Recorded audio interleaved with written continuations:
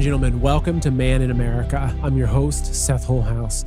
As we stand in history at this moment, for those of us that are aware, we look at the world right now and see a series of battlefields. We understand that America is at war, not just with a singular country like China or Russia, but with an entity, with this grouping of evil people. Call them whatever you want to, the Cabal, the deep state, the Illuminati. There's all kinds of names, but fundamentally, it's this group of people that are sometimes coordinating, sometimes going against each other, but fundamentally, they all want to collapse America because America represents freedom. America represents people ruled by God, people that have rights given to us by God, and a government that is forced to support that, as by our Constitution. And this is why America is such a threat to all of these countries and groups and secret societies around the world, because it is that example. And so joining us today is Matt Ehret, someone who I've had on before, who is brilliant and very well researched, and someone that I really enjoy speaking with because we can get into the very deep and kind of philosophical discussions about where we're at in history. And so today we're going to be talking about the founding of America and how the founding fathers that really set forth the foundation for this country that we now live in, they set this example to us. They gave us this example. They understood the war against the cabal, against the deep state, because they were also fighting that war. And we're going to be looking at the role that the founding of America has had in this global 1,000+ year long war against these evil bloodlines and entities and everything. So this is going to be a much more philosophical discussion. So if you're not into those kinds of talks, maybe you should tune to the next show. But if you like diving into history and diving into the philosophy and understanding the origins of what we're up against, you're going to find this an absolutely fascinating show. So folks, please enjoy this interview with my good friend, Matt Ehret. Matt, it was such a fascinating conversation the first time having you on here, and I am very excited for this next evolution of our discussion. So now that you've got your espresso finished, we can dive right in. Thank you again so much for being here. It's just nice to have you on the show. Oh, it's always a pleasure to be with you. Yeah, looking forward to a brief but probably very dense set of ideas that we'll unpack today. Yeah, and that was the conclusion I came to after our first interview, was that we're going to have just multiple parts. This is part 1, 2, 3, 4, 5, whatever, because you're a guy that like doesn't just go deep. You're going like Mariana Trench, like to the bottom of the ocean deep in a lot of these topics, which is great because that's where I get excited and have fun. So let's go ahead and just dive in. So what is your main focus right now? Last time we were on, we talked a lot about the hidden controllers behind the world. We talked about some of the secret occults, the various kind of hidden religions and practices, and how these families and these bloodlines are still manipulating our world. But let's go ahead and dive in with where you're at right now. Sure, yeah. And yeah, getting at the causal roots of global history is so valuable. And it's not, because there's a lot of these like smaller narratives that explain little things, localized things that are, 9/11 was an inside job. What were the 3 triangulated shooters that killed JFK? What was the Federal Reserve actually? And so you've got these micro narratives that satisfy the curious mind that thinks outside the box, but they don't really satisfy the deeper question of how all of these things are connected. How is the JFK murder tied to the exact same process that generated the inside job of 9/11, or the whole pandemic thing that was more recent, or the Federal Reserve thing much earlier, even though the people who executed those operations have long been dead and are separated by big spans of time. There's a continuous process, and it's that continuous process which is also tied, the more you dig, to the battles of the founding fathers, right? Against the world's greatest globally expanded empire, which was not just a bunch of guys wearing red funny coats and funny hats, was able to sort of dominate 25% of the world's surface area from a little island called the British Empire. It was you can't do that with just brute force or just a British East India Company. You need to have an interconnected network of finance, of the control of banking. That's the City of London, right? We talked about that last time. But also, you need to be able to have a certain sensitivity to social engineering, how the mind of the people and how cultural dynamics work such that you can manipulate whole cultures to undermine their own goodness and work against each other and work against their neighbors, so that they're so busy fighting themselves internally or with their neighbors that they can't work together to do anything about the great overlords that see themselves as these superhuman gods of Olympus, not subjected to the moral laws of the lower slaves. Like, morality is fine and ethics is fine, but only for the lower uninitiated slaves. For the higher initiated, Ubermenschen, that's a different. We have a different rules. We make our own rules because we are gods. So you have this whole like mythos but it's not more than a mythos. It's an organizing principle of oligarchical systems into the ancient times. I'll make a quick point with that. Is just that, Yeah. when we look back at our founding fathers, I think it's very easy to simplify what was happening at that time and think Mhm. that, okay, these were these people that wanted the freedom to practice their version of Christianity or to practice other religions freely. They were tired of being oppressed by the crown, so they sailed to America and started a new country, and then they cast off at a certain point. They rejected the British crown, so we're going to rule ourselves because God's given us these rights. And what's interesting, though, in is hearing you explain what you did so far and thinking about it, is that the founding fathers, right, back in the 1700s, they were fighting the same cabal of evil that we're fighting today. It's almost like, because a lot of us became aware of this cabal recently in the past, say, 5, 10, 15 years, that we might think of them as just more current. But the same entity in its earlier forms was also the one that did not want America to exist, that wanted to overthrow America, that they were actually fighting against. It wasn't just the British crown and we don't like taxation without representation. It was so much deeper than that.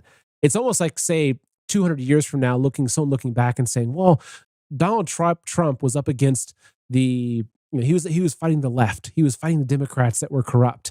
Like, it's like, no, that's so oversimplifying the depth of what's going on, the depth of the battle. So anyway, I just wanted to throw that out there because it's fascinating to think about them at that time, the Constitution, the Declaration of Independence, and how that was separating themselves from this satanic cabal. It's just interesting to look Yeah. back like that.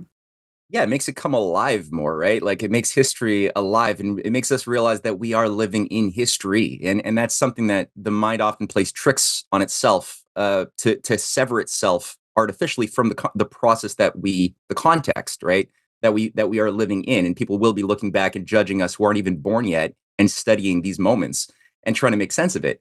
And so it's really, it's a different way to sort of see the drama as a more living thing and not just an academic exercise of memorizing trivial facts on a timeline. It's more real. But yeah, like the Hellfire Club, right? Like, what the heck was the Hellfire Club? It was all of the governing elites of the British High Command were all members in the 1740s, 1750s, even earlier, of the British Hellfire Club. Now, this is what was understood by Cotton Mather, John Winthrop Jr., the people who had recruited a young Benjamin Franklin when Ben Franklin was like delivering candles that his dad was making to the different people in his town. And Cotton Mather was like a major purchaser of these candles. And Ben Franklin talks about how he discovered Cotton Mather's library, and Cotton Mather recruited this young guy who had so much talent into the higher cause that had already been going on before Ben Franklin's birth in 1704. And there had already been, from the founding of the Massachusetts Bay Colony, an effort to create a city on a hill, like a new type of society founded upon the inalienable rights of all humankind, instead of having hereditary elites govern over us as sort of these superhumans. And if you think about it, like, there's a famous story of John Winthrop Jr. at 89 years old getting out of bed and condemning Ben Franklin's older brother, who was setting up a chapter of the Hellfire Club in Philadelphia, and calling him out. And there was like 11 different chapters in the colonies being set up. Now, the Hellfire Club itself was a satanic mystery cult that was, as one of the leading, because you had two key guys, Sir Francis Dashwood, who was the Chancellor of the Exchequer of Britain. Like, that's like the top dog as far as banking or banking policy. It's the chancellor of the exchequer. Francis Dashwood was the head of the Hellfire Club and set up. He purchased a. I go through this in my newest essay that I just published on my Substack today, which is why it's front and center in my mind. But oh yeah, that's the one right there. Yeah, the ancient occult roots of the Fabian Society, Cabal, and the mysteries of Eleusis. Yeah. Hey folks, I've got a quick message for you. So I'm sure you've heard a lot of people, myself included, talking about the importance of buying precious metals, gold and silver. But what's really behind that? Is just a thing of, hey, buy this gold, buy this silver, right? Or is there something deeper that we should be looking at? So I recently came across some figures about house prices. So in 1930, the average family home was approximately $4,000. Fast forward to 2023, the average family home is just over $400,000. So you have to ask yourself, why is that? Is it because things have just gotten more expensive?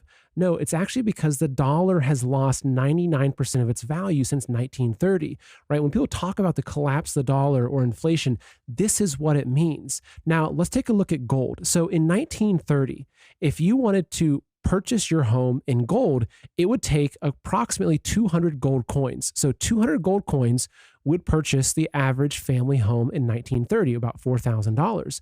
Now, if you, instead of buying a home with that gold or cash, you set those aside, if you set aside $4,000 in cash in 1930, it would be worth $4,000 today. What can you buy with $4,000? Can you buy a family home? No, you can't even buy a crappy used car. But if you set aside $4,000 worth of gold coins in 1930, which is 200 gold coins, 1 ounce coins, that would be worth approximately $400,000 today. And this is the key lesson about precious metals. It's not about getting rich. It's about putting your money into an asset that protects you against inflation and against the destruction of the currency, which is what happens to all fiat currencies, especially now we're in the end days of the dollar. And so that's why it's important, maybe not all of your money, but a portion of your money, a portion of what you have, I highly recommend putting it into precious metals of gold and silver, because what it's doing is it's protecting you. This is an asset that has stood the test of time, not just stood the test of time since the 1930s. We're talking about the rise and fall of civilizations. Gold was used to buy houses back in ancient Rome. It's still around. It's an asset that will forever have its value. So folks, if you want to do this and you need someone that you can trust, there's no person I can recommend more than Dr. Kirk Elliott. He's a very good friend of mine. He's a strong Christian patriot, and he's out to really help people to protect their savings and what you've worked for against the destruction of the dollar, not to mention also protecting it against the dangers of central bank digital currencies. So to learn more about this, go to goldwithseth.com or call 720-605-3900. Again, that's goldwithseth.com or 720-605-3900. Both those places will allow you to set up a quick appointment where you can talk to a wealth advisor that will help get you started on this path. Again, goldwithseth.com, 720-605-3900. Part of what was going on in the caverns underneath this Medmenham chapel that he purchased, which was a former Benedictine monastery that he revamped into some Gothic satanic cathedral with a little banner saying, "Do what thou wilt shall be the whole of the law." That's the banner that you still see to this very day, but in French, of what you walk through when you go into the underground caverns. And all of the British High Command were members of the Hellfire Club. That was sort of the mother cult of these junior branches that were set up in various parts of the British Empire to indoctrinate and corrupt local elites to be local managers and stewards of this global system. It's not that different from the sorts of things that we see today with the Round Table movement, for example, which was part of my current series, is that the Round Table movement and the Fabian Society were two, you could call them think tanks, but really what they were doing was reviving the ancient mystery cults of Mithras and Cabal. Cabal being also known in the ancient Greek as in Greece, the variation of Cabal was the goddess Demeter, the harvest goddess. That's the goddess at the heart of the Eleusinian mysteries. That was an initiation process that involved a lot of hallucinogenic drugs. It involved like wheat blight, the thing that Albert Hoffman used to extract LSD-25 in 1942. He was studying the Eleusinian mysteries and looking at the different types of fungus that grows on wheat, and extracted a molecule, lysergic acid, which gives you a crazy hallucinogenic trip, apparently.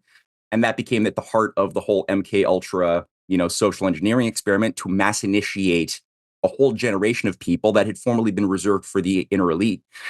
So you had a variety of these ancient sort of hallucinogenics as part of the depatterning and reconstruction of identities around something more conducive to oligarchical systems. In the ancient times, that was part of what the cult of Cabal brought into Rome during the Second Punic War against Hannibal. And that's part of why I'm also saying that when you look at the Fabian Society, they took their name from Fabius Maximus, the oligarch who was made a tyrant who fought against Hannibal during the Punic War, and used a certain technique known as the technique of attrition to wear out your enemy by avoiding direct combat. So that's what the Fabian Society has sort of become known for in the 20th century, is sort of just slow infiltration and avoidance, right? With a long-term patient perspective of gradualism and penetration of everything. But that's only half the truth. The other half that people often ignore is that Fabian, because the name Fabian Society comes from that general, right? And it worked quite well.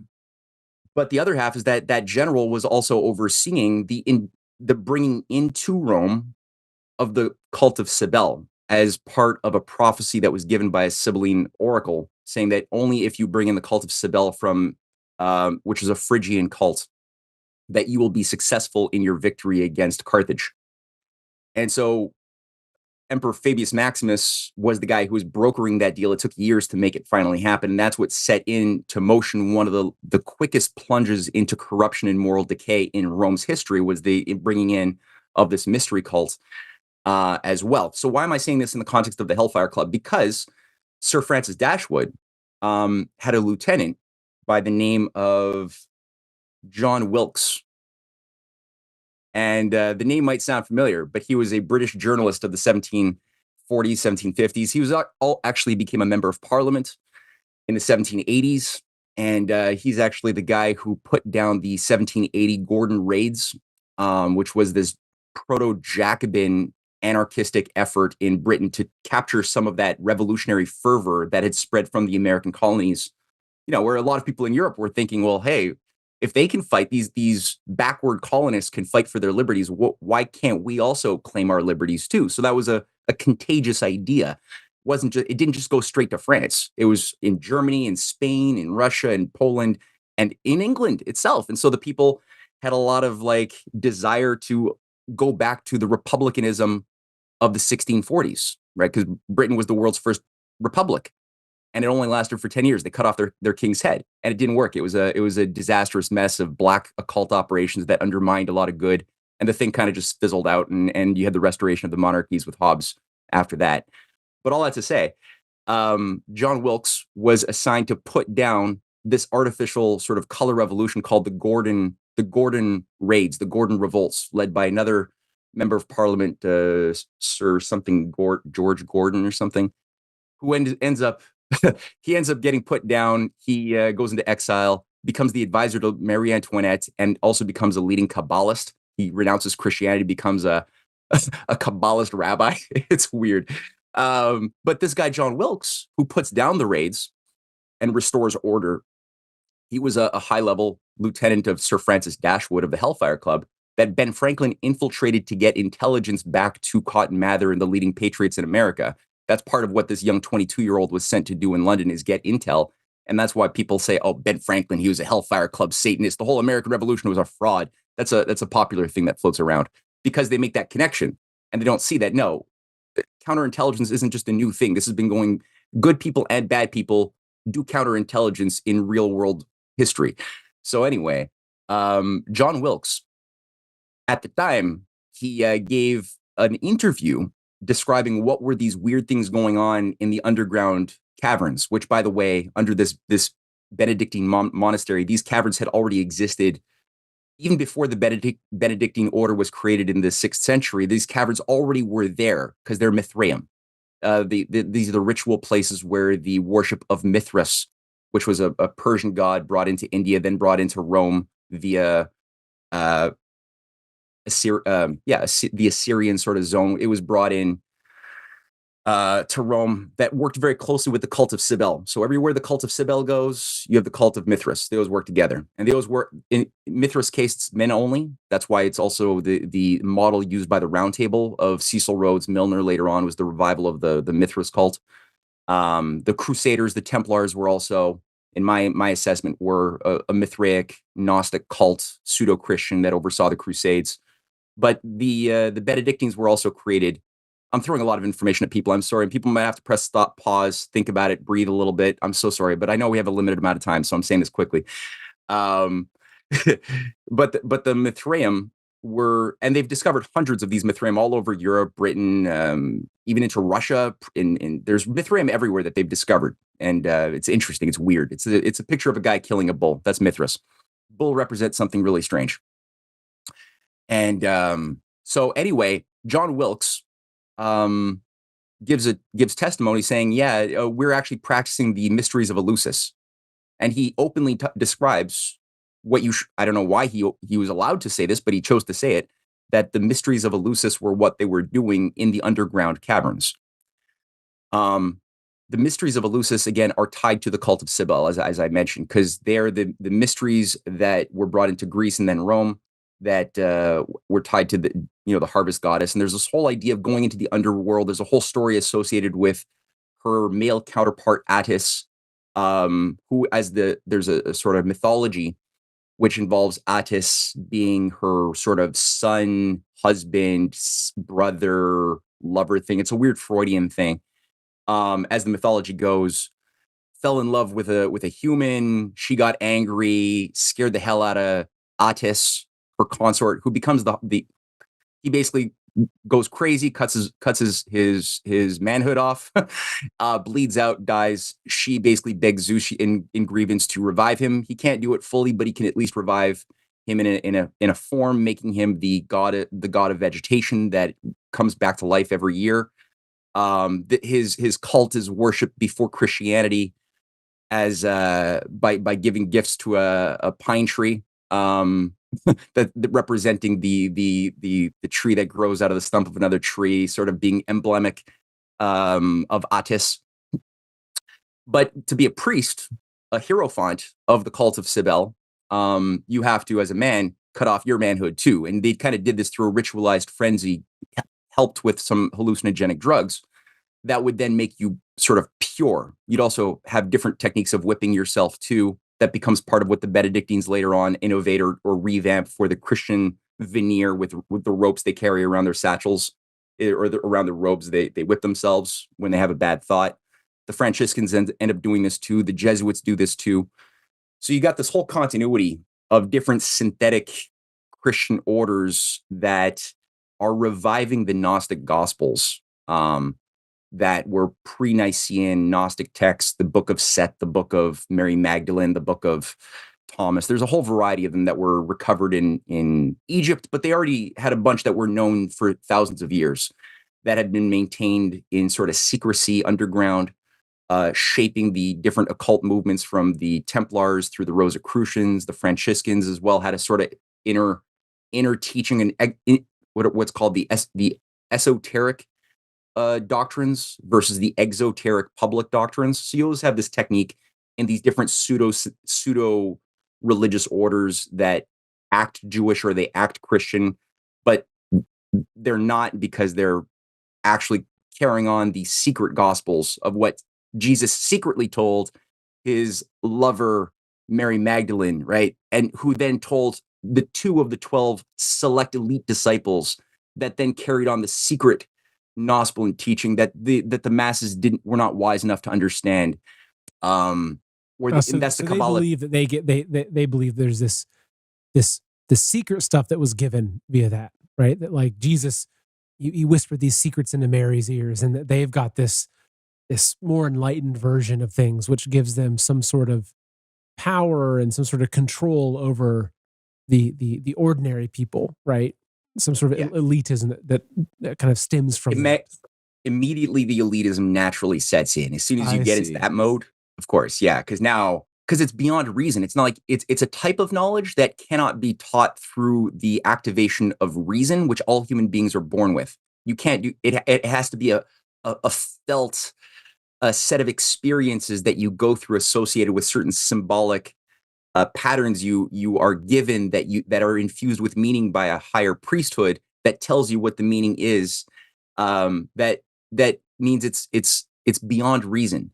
But because it's beyond reason and thus cannot be taught, but is still somehow knowledge, um, you have to become an elitist. Like you have to think and kind of look down on everybody who's too stupid to know what you know because you've gone through the rites of initiation.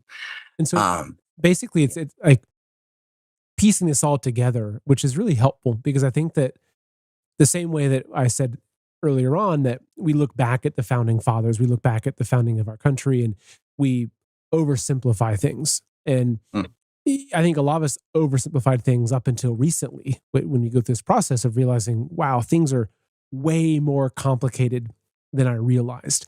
And what I'm gathering from this, in addition to the my own revelations and understandings that I've had, is that like what we're up against, that what's going on in this world is there's just the average person that's a good person, to a certain degree. They're trying their best just to live their life, protect their family, prosper, just live a life right as a human being and figure things out in this very diluted world that's really really confusing.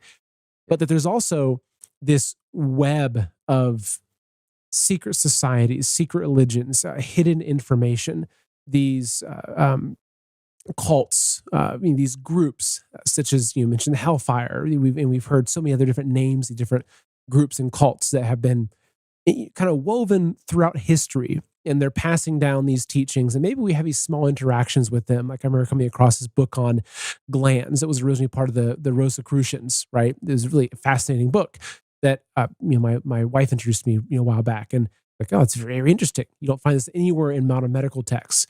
So that basically we're here in 2024 now, up against this enemy that we perceive as the cabal, the deep state, whatever we want to call them. But it's actually it's this almost multi-thousand year old creature that has many heads and has many lives and has many arms, and it's been slowly morphing throughout history with this end goal of consuming the entire world. And I believe that Satan is at the kind of the crest of this, or whatever you want to call that. But this is the complexity of what we're up against. It's a similar entity that the founding fathers were up against, that they were fighting against. It's evil incarnate, but this evil manifests in this world through these dark black magic practices and through this sacrifice. And everyone's very focused on Epstein right now and Epstein Island, and it's about, wow, is this person's name that was on the list, is he a pedophile? And that's where the discussion ends, without actually thinking beyond that to, what role did Epstein Island play in worship and sacrifice and ritualistic abuse in like all of these secret societies? I mean, it's so much. I can tell that you've spent a large portion of your life digging into these things, but it's so much just to even start to grasp these concepts and think, oh my gosh, like this is something very big, but it's also something very simple that we're yeah, up exactly. against. Yeah, it's a good way to put it. And it's daunting at first if you haven't like ventured into exploring these trails.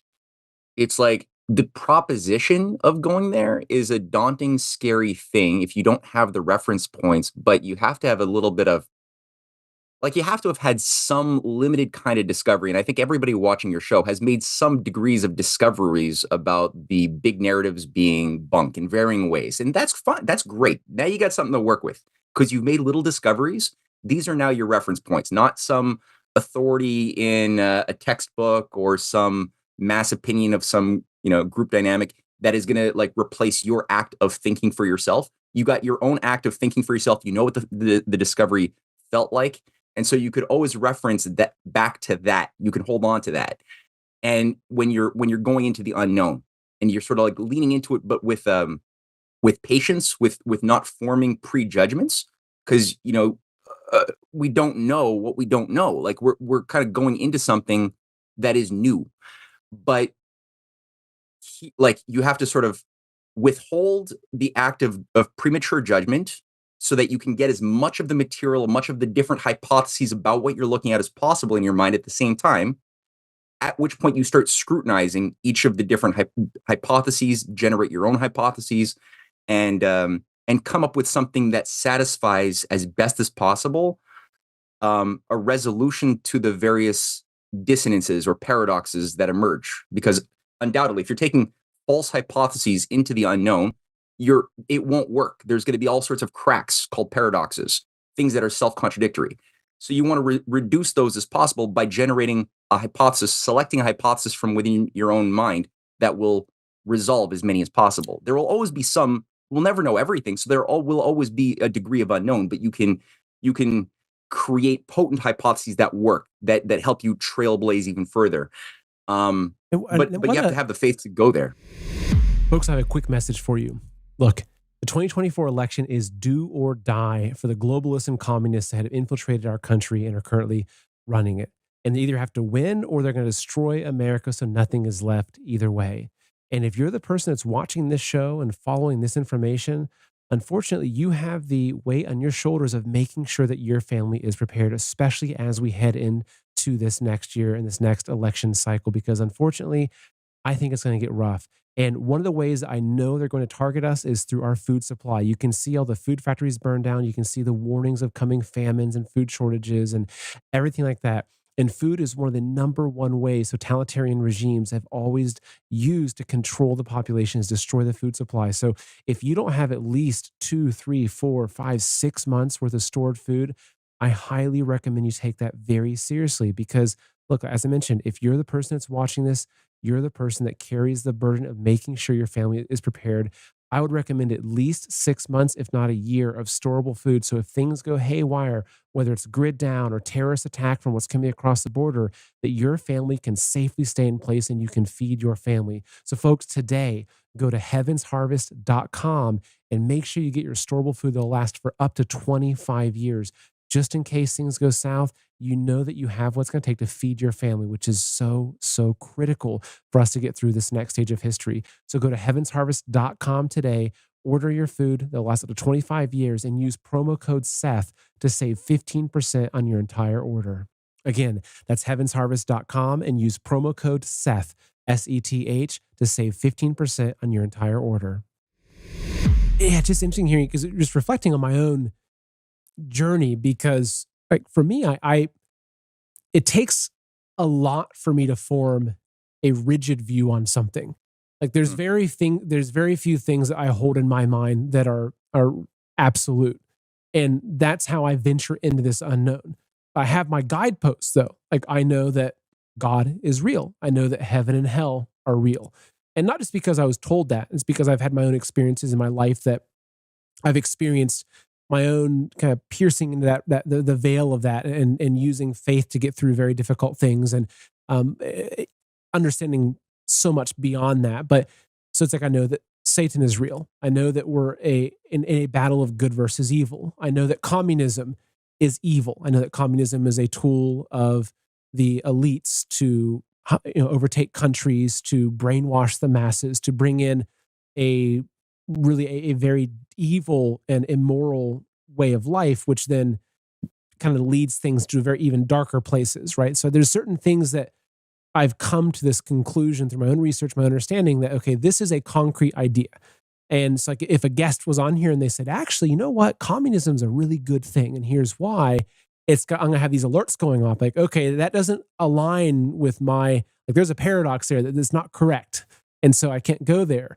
But I also understand that what we're up against is thousands of years of bloodlines that goes deep into history, to trace back this battle that we're fighting in right now, that we're just at the current phase of it. It's a battle that's thousands of years old. It's a battle for the soul of humanity. It's a battle for Satan trying to overtake God's creation of man. Like this is something I understand, but it's also helpful though in how you put that, because when I'm exploring new ideas. When the narrative changes and everyone's now, not everyone, but many people are saying now that, wow, Russia is good. Putin is good. Yeah, there's some experts in communism that say, no, actually, the Soviet Union never fell. It was a feigned collapse, and they're still very communist, and they're working together with the CCP to bring down America. You start to have these dividing narratives where there's very differing opinions. I go back to these foundational ideas I have of, okay, how do I navigate this, and how does this fit into the new world order, and the bloodlines. And so just interesting hearing you as I'm piecing it. It's almost the concept of even this discussion itself is such a heady conceptual process of Yeah. how do we slowly we're in this dark cave trying to map out the geography of the cave and work our way out of it. So how do we know that we've found a real ground and a real pathway that actually leads somewhere, not into some other illusion or into more darkness? And it's not easy. I mean, this is the human condition. It's not easy. Dude, yeah, no, absolutely. It's part of the journey of discovery, and I mean, it's a privilege just to be on the journey, right? Because a lot of people are deprived of the opportunity to step onto this path of self-discovery, and it really is a discovery of self while we're discovering what's before us and outside of us. We're also going inward, self-examining our feelings, our assumptions, our core axioms all the time, and always revisiting new hypothesizing. So there's always this back and forth with the universe and God's creation, right? As we're going inward and outward at the same time, which I think is what the oligarchy has sort of refined techniques of disturbing that. Like babies do that naturally. They're always like modeling, right? They're trying to express all of this feeling they have in them, but they don't have the tools to do it. So they're modeling themselves off of what it appears the sovereign big things are doing and saying and speaking and sounding like. And so it's a natural ego-free thing that's done by children. They're playing with each other independent of their skin color or whatever. They're just playing these natural human impulses. And sure, they're being annoying when they're in their twos and stuff. But despite all of that, there's this purity and goodness that I think shows us what is the fundamental property of being human first and foremost. And then you could start sort of taking a step back, because the oligarchy will utilize techniques that convince us that there is our subjective selves that are tied to the pollution of feelings and stuff, and then there's the truth, objective truths outside of us that are raw, feeling free, pure logic. And by creating this divide, also it affects the arts, right? How we think of the arts as being something separate from reason. So you have like, Mark Rothko, Jackson Pollock, all sorts of like just paint splatterings of postmodernity in the arts and abstraction, or atonalism in music that's designed to be disharmonious and irrational, and not connected in any way to reason. Whereas the sciences, we're also told, are not supposed to be beautiful. It's just about the raw facts, Darwinian assumptions of the struggle of the strong against the weak in a world of diminishing returns. And it's unfortunate that that's the way, the universe is wired, but that's why empire is legitimate, because it's the strong just being natural against the weak. It's science. It's science. And thus transhumanism comes out of that very easily, eugenics earlier. So you can just see how all this stuff is what, again, the founding fathers, Ben Franklin, when you read his writings on the observations concerning the increase of mankind, he's directly refuting Malthus before there was Malthus. He's demonstrating why it's a blessing to have more people if you do things that are tied to a dignity. If you pass laws, economic and political, that are tied to the assumption that there is a dignity and a power of creativity in the people that generate resources, it's a good thing to have more people. It's only when you lose that sensibility that that all of a sudden people become a problem, because there's only so many resources to go around, and things are going to get fewer and fewer in number as you have more eaters. That then requires the elites to think about new ways of, using disease or famine or war to cull the human herd, which is what Malthus literally says in his essays on population in 1799. It's disgusting, but it's a logical outgrowth of the division of the subjective from the objective, right? Completely.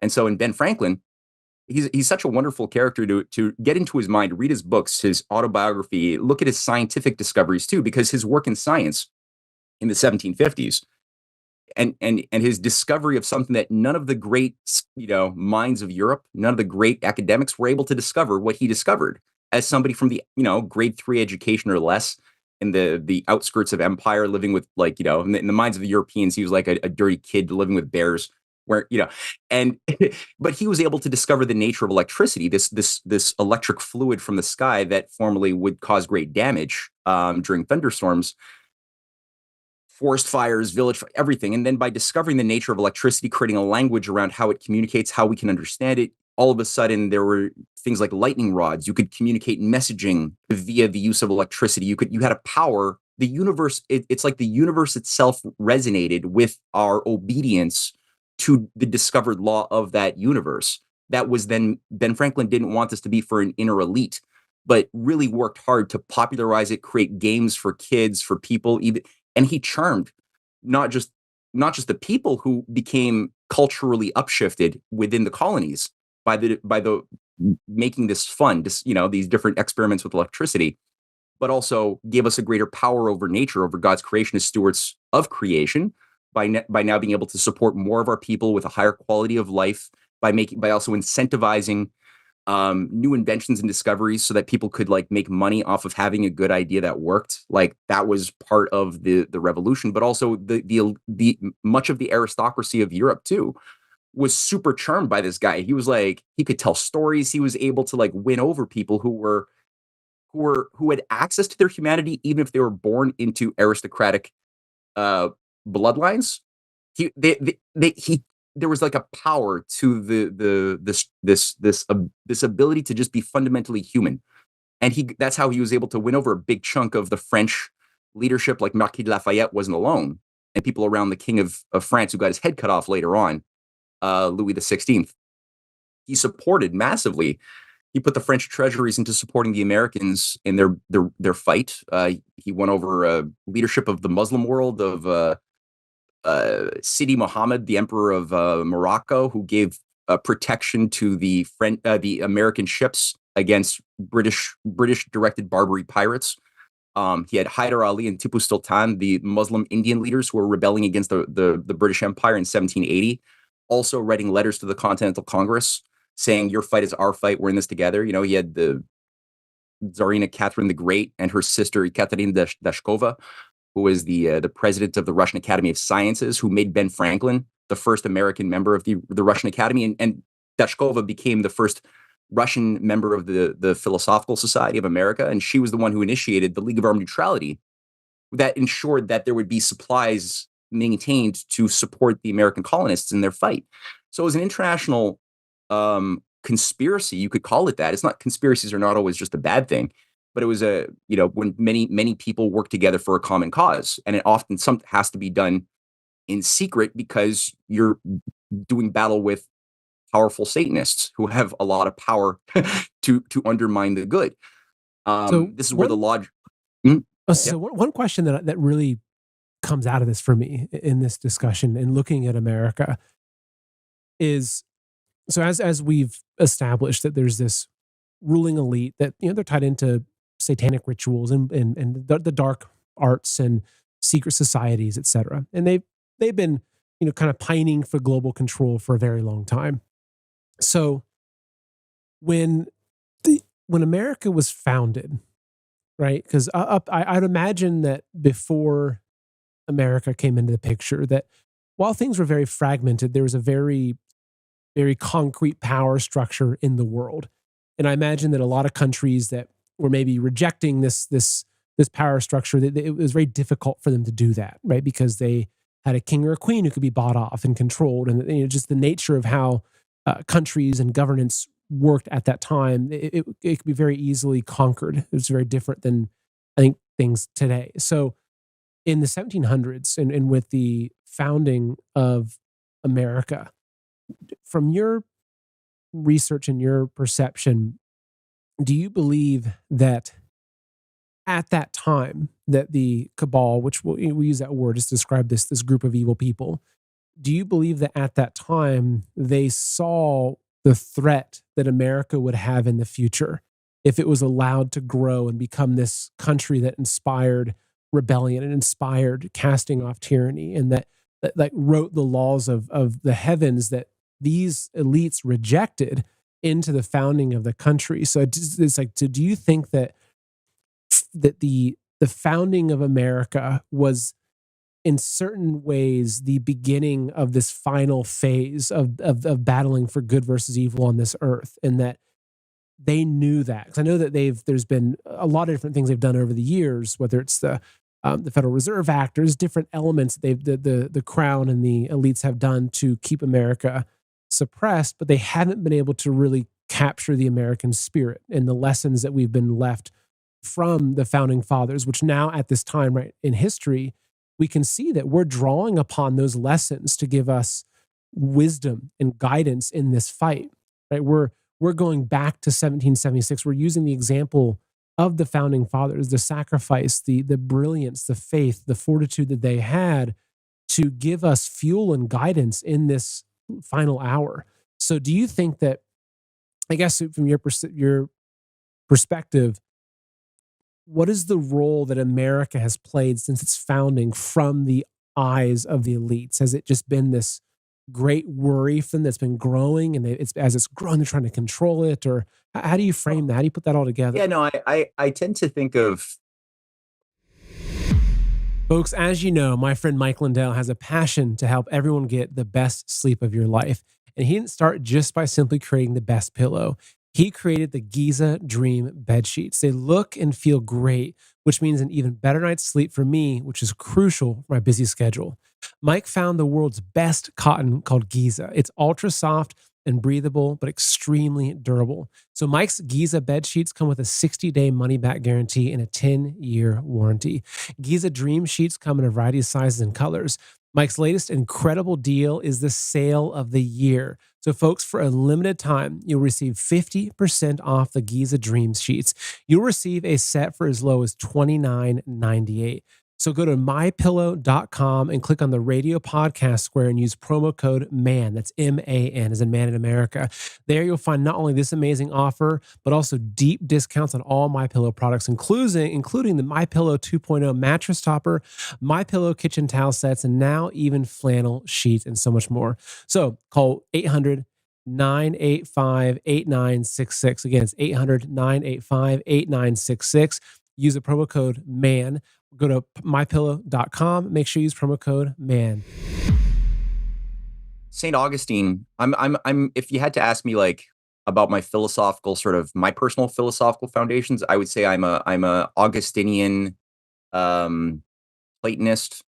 So well, that's almost a contradiction in terms, since Augustine wrote in Platonic dialogues, he was obviously a Platonist. But I'm not like, so the thinking, the method of thinking of St. Augustine is sort of the closest to my heart, and I found it to be of the greatest use in making discoveries that are potent. Which is, again, it's a dialectic method governed by a sense of universals and a harmonization of reason and morality, of the conscience and the idea of moral law and scientific law coexisting in two sides of the same thing. So he wrote a book called The City of God in around 409, as the Western Roman Empire was collapsing. In The City of God, he outlines not just the sort of diagnostic of like why Rome is in this crisis of decay, corruption, and collapse, going back 1,000 years before him. So he's doing a serious diagnostic of like the choices made at different moments that resulted in Rome losing what I guess an Asian ear would consider the mandate of heaven, the Tiangmin. That there's God's law, the law of heaven, that should determine what is good for human laws to create. And if a human law is out of whack with said God law, then it is not a legitimate law, and the people have a mandate to overthrow that government or that emperor or whatever to create new laws. And that's what Mencius says who's a follower of Confucius. Confucius is very similar to Socrates, as Mencius is very similar to Plato. That parallels this idea. But in the Christian worldview of an Augustine, it's the city of God as the laws of heaven that have to determine the what is a good law versus a false law created by fallible humans.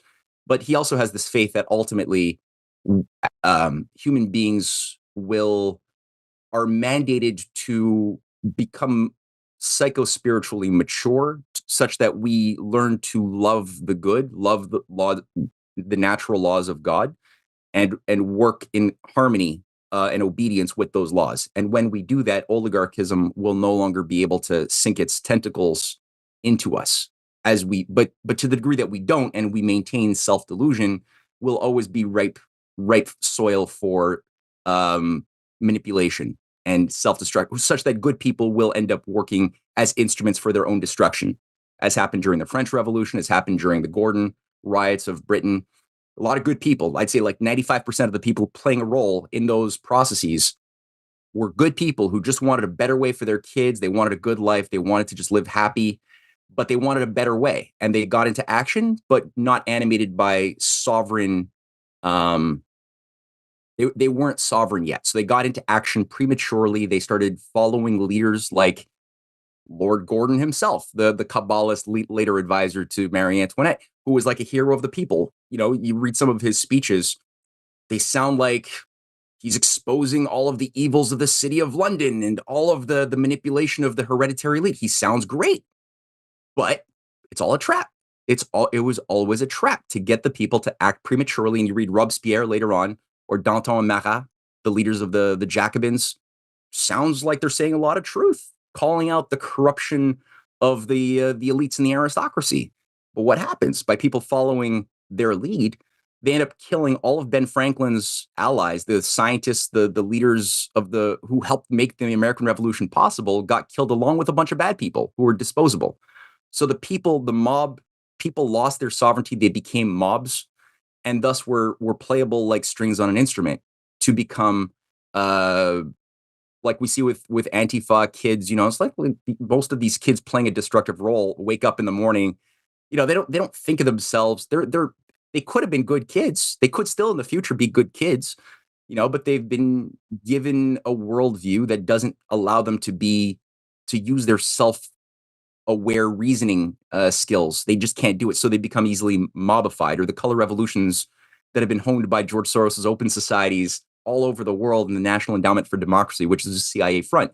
They've honed these skills. They did that with the Bolsheviks earlier on, but they honed it again. They refined it. The Bolshevik Revolution was just a replication, but with more refinement of the French Revolution disaster that turned into a Jacobin bloodbath with everybody getting their heads cut off. And, you know, it resulted in a giant power vacuum that was calculated and that could then be filled by a proto-fascist like Napoleon, who was being funded by the same Rothschilds that he said he didn't like. Right. And then that created 20 years of forever wars that only could then be ended after a lot of pain, destruction of innocent lives and villages wiped out under the Napoleonic Wars by the 1815 Congress of Vienna, which was the restoration of the oligarchies, which basically said, okay, allowing ideas that were tied to freedom and things like we were stupid enough to do in the 1780s, that was stupid. That results in Napoleonic forever wars. Let's now restore the Jesuits because they had been illegalized in 1773. The Jesuits were banned from Europe. They had to go to Russia. So they were then creating the deep state structures of Russia. And then they were brought back in 1815 and allowed to reconstitute themselves to reestablish order and infiltrate. And also censors were set up in every school, every printing press. You weren't allowed to print forbidden thoughts. It was very Orwellian. That's where America benefited because a lot of the freedom-loving Europeans, to avoid getting arrested or, you know, they lost their jobs as professors, they all went to America. So we had a huge influx of really great people, which I think in my analysis is the reason why America was able to survive those early precarious years where Americans were also kind of being fed a lot of misinfo and garbage too. And we just had a lot of wisdom being brought in by exiled Germans who were saying, no, you don't realize how good you have it. Like, get your acts together, people. And, you know, we ended up voting for John Quincy Adams because of that. It was like at a time when it was like needed. The good predecessor to the Operation Paperclip. Yeah, it was. Yeah, exactly. Ha! That's a funny one. Yeah, exactly. So, unfortunately, we're kind of running towards the end of our time window, which feels way too short. But I've got our interview scheduled, which I have to get to. So, in conclusion, when this is just kind of part one of this exploration together, but what I've gathered from this, actually, what I walk away with is this feeling of I want to learn more about history. I want to learn more about the history of the founding fathers, read the writings of Ben Franklin. You go back, and I've written down, my notes, City of God, St. Augustine. I want to go read that. I want to understand better, because what I can see in this discussion is that there's nothing new.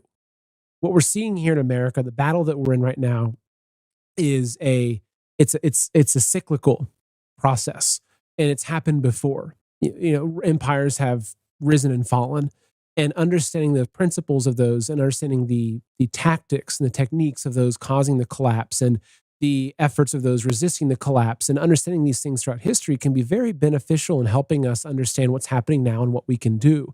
So with that, if I wanted to read a couple of books, 2 to 3 books, to better understand history, and I know this is a very broad question, but for someone who's saying, look, I'm just starting this process, what would you recommend? Okay. So there's one book here called How the Nation Was Won. I've found this to be super high value. If people could get it online, pay whatever you got to pay. If it's like $50, but I think you can get it for like $30. By H. Graham Lowry, How the Nation Was Won.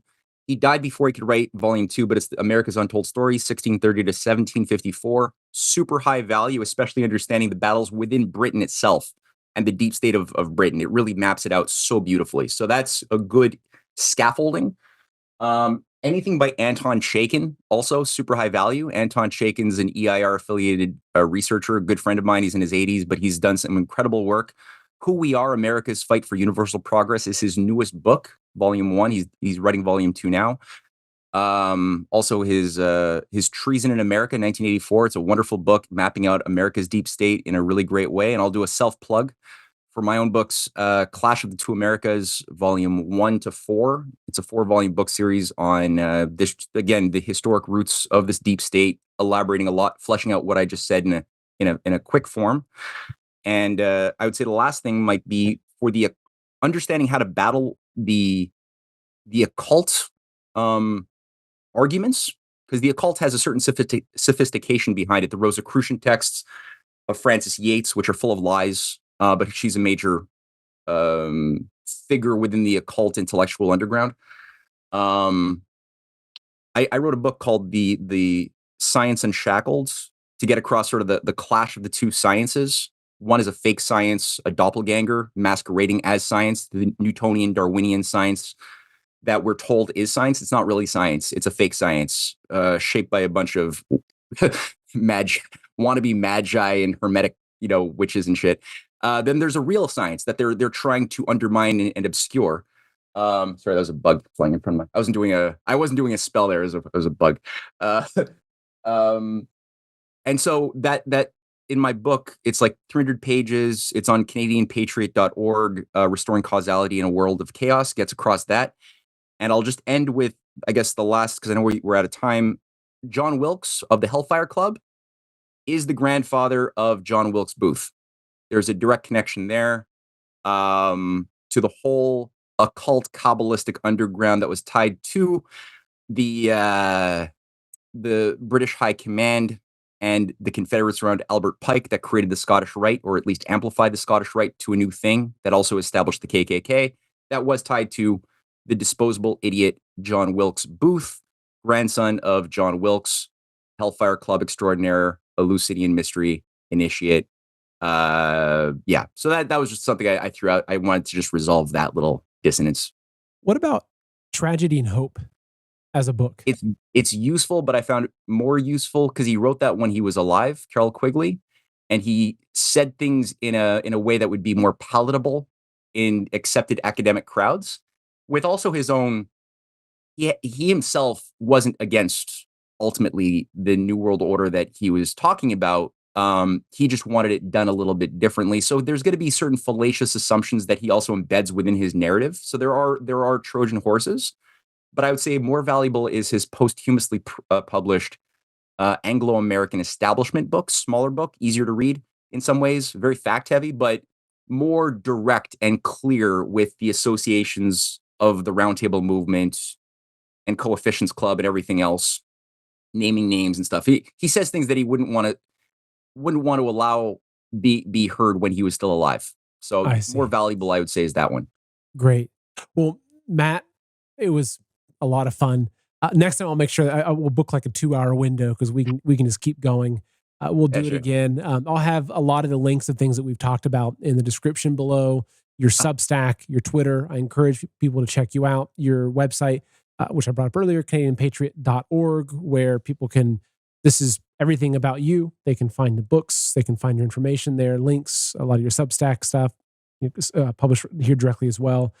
And yeah, just thank you for doing what you're doing. It's really fun having this conversation with you and just exploring these ideas because to me this is very interesting. And it's also it's a nice change from just trying to figure out what's happening in DC or some of the very repetitive narratives I feel like they actually go nowhere. So again, thank you for coming on, man. It's a pleasure speaking with you. And until next time, take care. Look forward to it. Bye. All right, folks, I hope you enjoyed that interview. I've now got a very special and very short 10-minute interview with my good friend, Dr. Kirk Elliott. Kirk, it's great to have you on as usual. How are you doing? I'm doing great. It's so good to be with you too.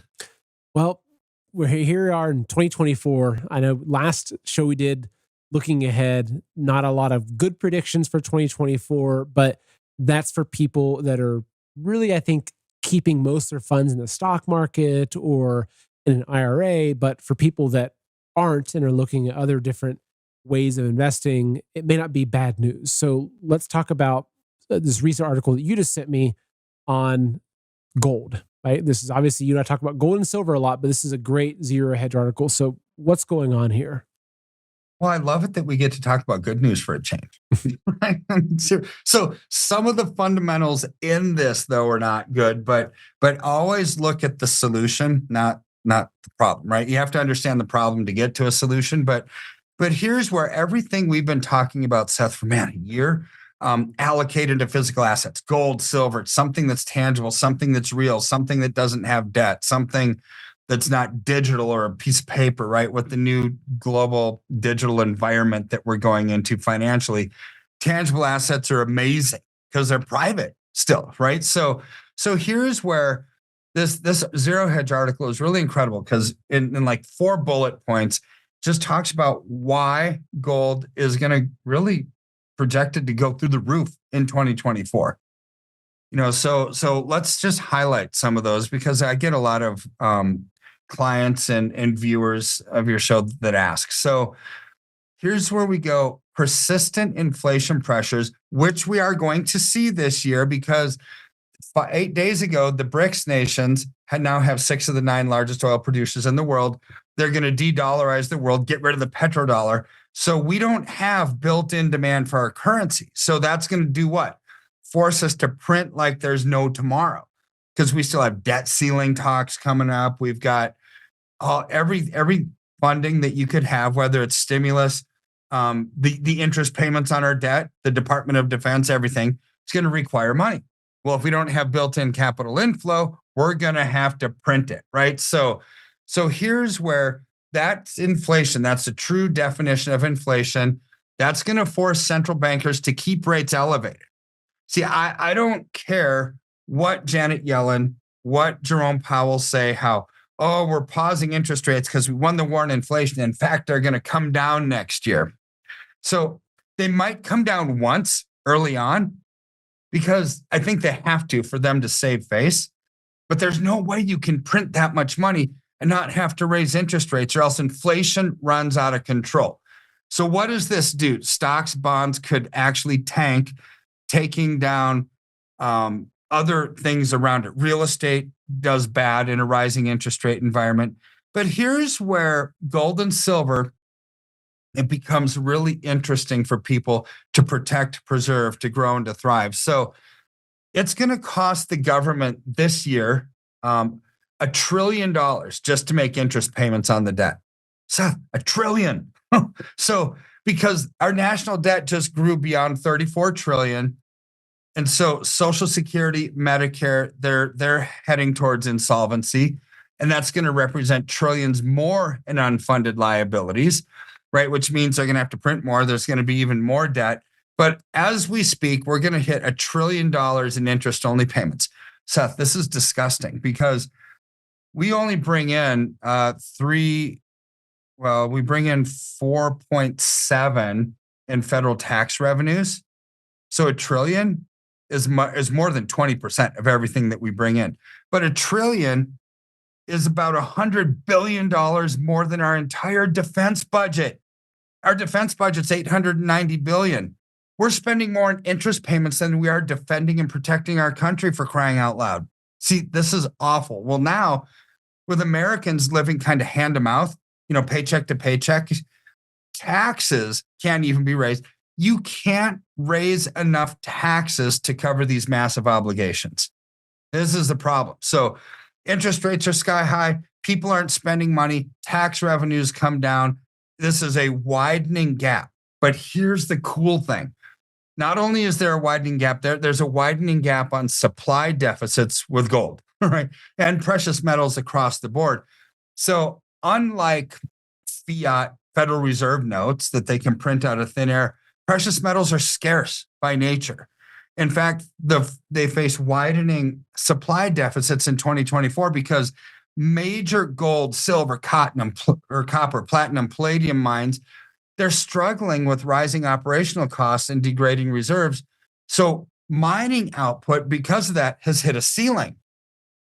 But what hasn't hit a ceiling? The demand for metals, right? So the demand is going up. The supplies hit a ceiling or coming down as they extinguish inventories. Low supply, high demand, prices go through the roof. And this is exciting because investment demand for gold and silver surged during COVID outbreak. It softened a little bit in 23, which gave us these really great prices right now. But even after that, gold was up 17% last year. But here's where, when you look at the ratio between gold and silver, it's at like 80 something to 1. It should be at 20 to 1. This points, even though gold is poised to do really, really good, silver's poised to outperform even more because it's so undervalued compared to gold, and the demand is going through the roof. This is where we can have a smile on our face. So it's all of these components put together. I mean, because as we're looking at this, which is what we try to do. Obviously, both of us have a bias towards precious metals. I mean, it's my, like, if you say, Seth, how are you? If you have an extra $1,000, what are you doing? It's like, oh, I'm putting it into precious metals, right? Like that's because I believe it. I absolutely do. But to see that it's also reflected in what's happening in the markets and what a lot of these people are actually talking about, that to me, honestly, it's the same reason why if I had some extra money before, I might go buy, 100 rounds of 9mm, because I would know that it's going to be more and more difficult to get this in the future, which it is. And now there's a lot of manufacturing, suppliers talking about how there's going to be limited amounts of gunpowder, right? So there's certain limitations they're hitting. And so there's expectations that the price of ammo is going to continue to rise up. So that's what this is. When I look at all the different components, it's just like, okay, this just makes sense. That's just from the kind of financial perspective. The other part of it is it's like, well, the same reason why I'm buying storable food, the same reason why I've got, a generator and fuel for that is because I'm also looking for ways to off-grid, right? A lot of what Mike Adams talks about, off-grid your life, off-grid money. Precious metals is off-grid money. It's money that can't be controlled by the control grid. So not only do you see that in articles like what we talked about, where they're saying, okay, hey, we expect gold to be hit all-time highs, which we're already seeing that. It's also, you add to that the threat of our security, the threat of our privacy, the central bank digital currencies, the unified ledger, them trying to take all these assets in this digital system. To me, like, it's like, okay, well, you can't touch this. Maybe you want to go walk my backyard with a metal detector and see where I buried it, perhaps, but that's never going to happen. Yeah. I mean, here's where protection, preservation, normally, if you want that, you have to settle for low growth. But here's where we have high growth and the safest asset in the world, which is protection and preservation. And it's like, you can't beat that combo. And this is just an amazing time where we can have a smile on our face, even though our freedoms are eroding all around us. We have to ask ourselves this one question. If gold were a stinky asset, why would central banks be buying it by the thousands of tons, right? They're buying it literally by the thousands of tons. China over 5,000 tons, the European Union over 10,500, the Fed has over 8,500 tons, India 600, Russia 1,000 tons. These are not ounces or pounds, these are tons. So would these smart central bankers who have their own self-preservation first and foremost, they don't care about us, they care about themselves, would they buy gold if they thought it was going to stink and go down? No, they would not, especially not to that magnitude by the thousands of tons. See, we can do exactly what they're doing, Seth, just on a smaller scale, because we can buy gold and silver by the ounce. We don't have to buy it by the ton. This is amazing. Do what they're doing and beat them at their own game. Because when you do what they're doing it for their own self-preservation. But you know what? So are we, because we want to get out of a fiat-based currency system. They know that it's probably not all it's cracked up to be. There's going to be a lot of opposition. Why else would they be buying gold by the thousands of tons? I think there's a currency change coming, and 2024 could be a very pivotal year for all of that because it's a time of change. Presidential election change. You've got war in the Middle East. You've got all this stuff. And during times of fear, people will change and they'll give up their freedoms, and we're ripe for change. Well, we get to take advantage of it by allocating into gold and silver. And so I know that a lot of the people that are watching the show, they've got IRAs, 401ks. They're saying, okay, that's a big tax. I'm not going to pay the fees for that. So if someone has money sitting in an account like that, what's the process look like? Real simple. You just give us a call or go to the landing page that you put together. Gold with Seth. And we'll ask you a few questions. Now, this is where my team kind of takes over, so to speak. We'll cross the T's, we'll dot the I's, we'll move the assets from your old IRA to the new one that we can allocate into physical metals, not paper. It's not a paper proxy. It's not a mutual fund. It's not a share. It's not a certificate. It's physical metals that we store in your IRA. Wow. So we handle all of that for you. All you have to do is spend 15, 20 minutes and fill out the application, and we take care of the rest. So basically, there's a way to, say, transfer a 401k or a portion of it into physical metals that are sitting in a protected vault that person physically owns. They can go inspect, they can go hold. It's real. It's not some paper. And you can do that the same way that you might tell your advisor that, hey, I want to transfer from this stock into that stock. You can do it without being penalized. Same way. I mean, to me, it's the same process. It's just a different asset. We're talking about a tangible asset rather than a paper one. But the process, the mechanics are exactly the same. Now, your normal advisors, what Fidelity, Schwab, Merrill Lynch, whatever, right? They don't allow for physical holdings of metals. They're paper companies. So you just have to change custodian that will help you do into another IRA custodian that allows for physical holdings of metals. And depositories are, not all created equal, right? So I've vetted the ones that we've used. They have to have singular ownership, segregated storage, very safe, unlimited insurance coverage. We've vetted all of that because, I mean, seriously, there you have 80 or so depositories throughout the country that you could choose from. I would not choose any of them except for one that I have in Texas. Even the state of jurisdiction matters. Texas is very favorable towards precious metals. A lot of states are not. So we've done all of that. We've done all that homework, and I store my clients' assets, gold and silver, at the same place where I have chosen for myself because it's safe, it's secure. I've known the owners for 20 years, singular storage, segregated storage. I mean, all of that. Okay, so folks can go to goldwithseth.com where they scroll down, they fill out this basic form, or they call 720-605-3900. Kirk, as usual, it's good to get these updates from you. I'm optimistic I'm optimistic in general. I know it's going to be a really crazy year. Maybe there's civil war in America in 12 months. I hope not. But I'm confident that the good people will get through this. So again, thank you for coming on. It's always great having you. You bet. It's my pleasure.